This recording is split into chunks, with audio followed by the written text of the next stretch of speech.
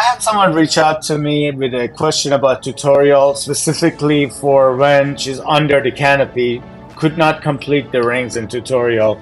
And I realized there might be others that have this same issue, so I wanted to cover it in this video.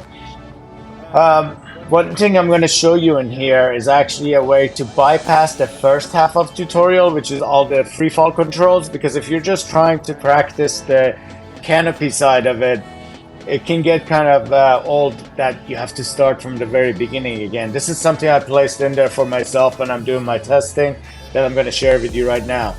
So the trick for that is once you leave the plane, you're going to hit the two buttons, the two trigger buttons on the controllers 10 times. So you're basically hitting it 10 times, or just keep hitting it until you see the hacky show up in front of you and telling you to go ahead and pull the hacky. So I'm going to demonstrate that first. Here we go. I'm going to get to the edge. As soon as I leave the plane,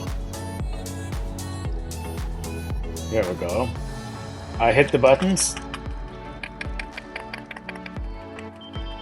And there, we've skipped the first part of the tutorial, which is all about free fall. Now we're here for the canopy. You can pull this as usual.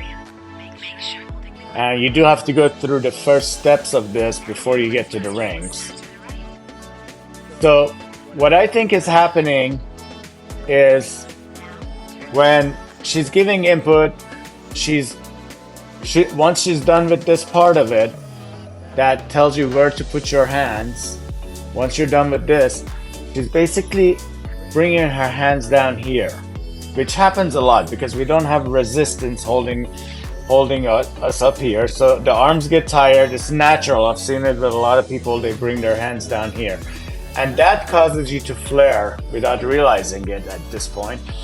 So what happens when you're flaring, you're gonna get a lot more of a glide, so you're gonna end up going above where the rings are.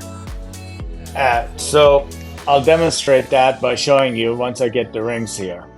So here I am, I have the hands in the right position, but if I get tired and come down here, I may be able to get the first one. But as you can see, I'm above the rings now. There's no way I can get down there because I'm flaring too much, so I'm moving a lot further forward than I should be.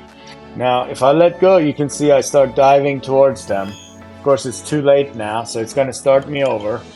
But this time, I'm gonna go ahead and hold my hands up. See how my hands are above the headset?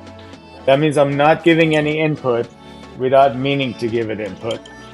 If I want to come up a little, you can see if I do this, see how much higher I go? If I let go, I come down. If I dive aggressively, I'm gonna be able to get to it. But the trick is, and I'm gonna go ahead and miss these so I can start over. The trick is to hold the hands above the headset where you're supposed to be holding them and holding these grip buttons.